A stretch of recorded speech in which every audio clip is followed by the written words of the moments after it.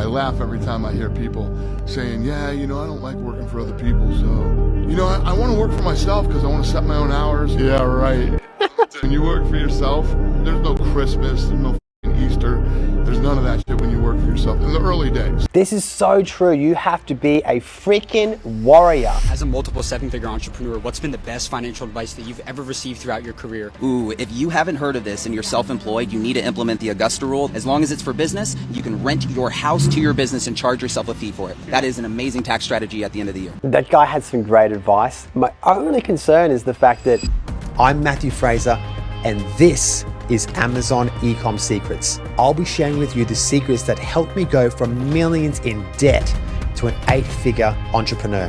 If you're ready to escape the 9-to-5 and live life on your terms, let me show you the way. Hey guys, welcome to Amazon Ecom Secrets. My name is Matthew Fraser, and today the guys have hit me up with some videos to do reactions to. So let's jump in and see what is entailed today. Hopefully something bloody good. People that are successful are the ones that are working on the business as opposed to in the business. So every time I see an entrepreneur and I see that they're working in the business, I'm like, okay, dude, you're not going anywhere. You can't scale working in the business. You got to think, how do I work on this business to make it this kind of its own living, breathing thing that operates without me?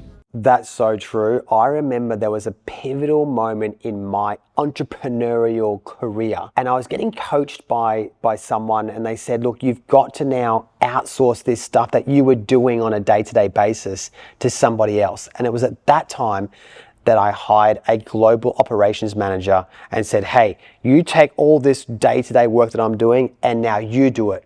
And then that helped me grow my sales to over $50 million. All right, guys, let's check out the next video. Excuse me, sir. Quick question for you, man. Is this your Ferrari?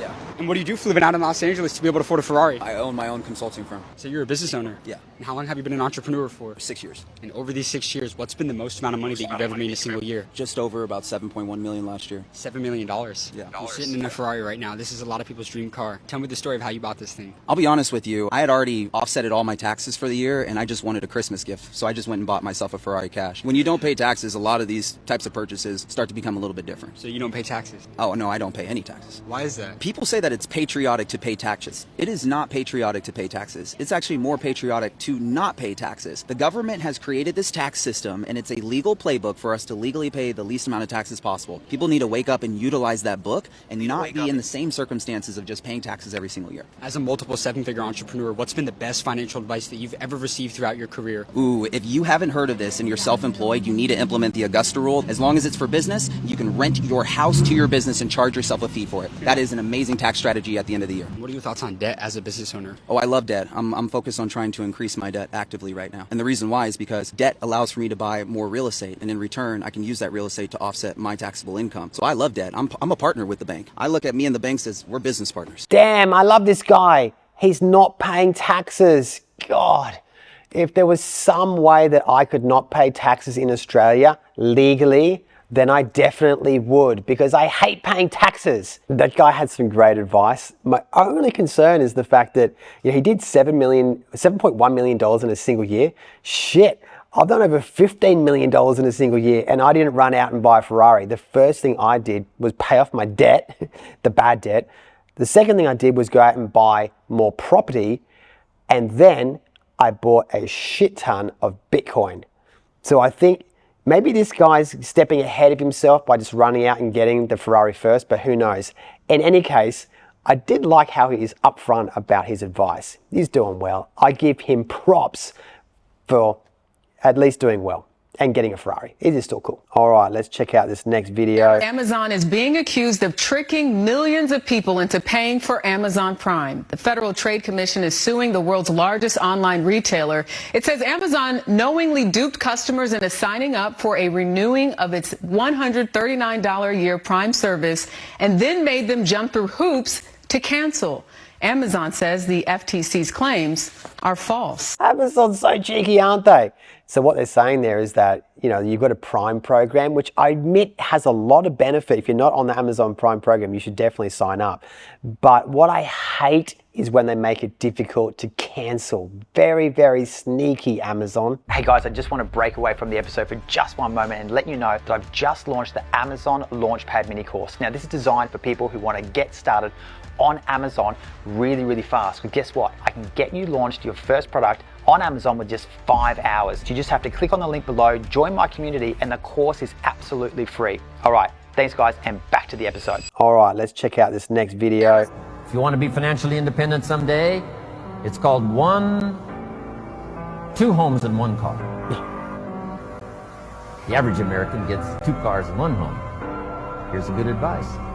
2 homes and 1 car. You buy the second car after you've bought the second home. Wise use of your resources. God, is this guy actually talking to me or something? Is he going to go at me? I've got like 5 cars in this shed alone of the 7 cars that I have in total, but I do have multiple properties as well. So does that mean that I can have, the more properties I can have more cars? Not sure. In any case, I don't want to buy any more properties. I don't want to buy any more cars. I just want to buy more Bitcoin. Oh, I can see this one. Dana White. I laugh every time I hear people saying, yeah, I don't like working for other people, so, I want to work for myself because I want to set my own hours. Yeah, right. Let me tell you what, when you work for yourself, there's no Christmas, there's no fucking Easter, there's none of that shit when you work for yourself. In the early days, you're working through all those holidays. Every day something bad happens. Every day there's problems. Every day somebody's trying to fuck you and take what you've built, and it's a war every day when you get up in the early days. This is so true. You have to be a freaking warrior if you're going to go and be self-employed and run your own business. No one gives a shit that you have a business. When you're an employee, it's freaking amazing. You just show up, do your 9 to 5, collect your paycheck, and you leave the job behind. As a business owner, it's 24/7, but the reward could be much, much greater. And that's why I would definitely even so become a business owner. Excuse me, sir. Quick question for you, man. Is this your G-Wagon? Yeah, it is. And what do you do for a living, man? How are you able to afford a G-Wagon out in Houston, Texas? I started a cybersecurity company. You've got to ask yourself though, why would he even go buy G-Wagon? Hey, C63S, that's what you need to get. How much money is that business going to generate you this year? We're doing like 7 figures a month right now. 7 figures a month. That's why he's got a G-Wagon, because he's doing 7 figures a month. That's incredible. How old are you now? I'm 27. How old were you when you became a millionaire? 27. 27? Yeah. So that was this year. That was this year. What keeps people broke in today's world? Ignorance. And ignorance is not a demon, by the way. So I think for me, the way that you can collapse time is knowledge. The best decision that I ever made was I stopped making decisions. Everywhere that I wanted to go, someone had already gone. And so I just needed to find people who had already gotten there. Honestly, that's what I did. Going into 2024, what is the best industry that people should be looking to get into right now? I mean, I'm biased. I would say cybersecurity. Yeah, man. It's costing my country like 10% of its GDP, like hundreds of billions of dollars. So if you can be the kind of person that goes into an organization and helps protect the organization, I mean, that's pretty much inevitable. You'll get the money you're looking for. Among yourself and the most highly successful people that you study and know, what is that one trait that they all have in common? Patrick Bet-David said this, but only the paranoid survive. If you don't realize that being stagnant is dying, I think you'll see like it just eventually like you will die. What's been the best financial advice that you ever received throughout your lifetime? Good things don't take time. I think that changed my life, and because most people would say it takes 10 years, 15 years to get to these heights. You can take 10 years and collapse it into one, getting around the right person. Wow, I love this guy. I was just like captivated watching that video to think what he has done by the age of 27. He talked about being paranoid. Yeah, I know I don't want to say it, but yeah, I'm paranoid that I don't have enough Bitcoin.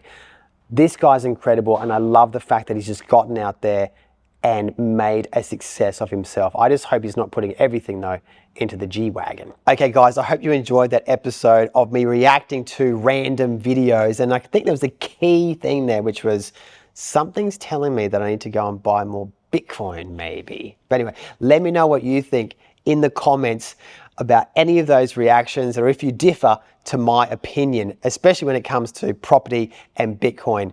All right, take care. Thanks for tuning into Amazon Ecom Secrets. If you enjoyed this episode, the best way to show your support is to give a 5-star review on Apple Podcast and Spotify, and make sure to subscribe on YouTube so you don't miss an episode. You can also find more at I'm Matthew Fraser on all social media platforms. Thanks so much. Take care.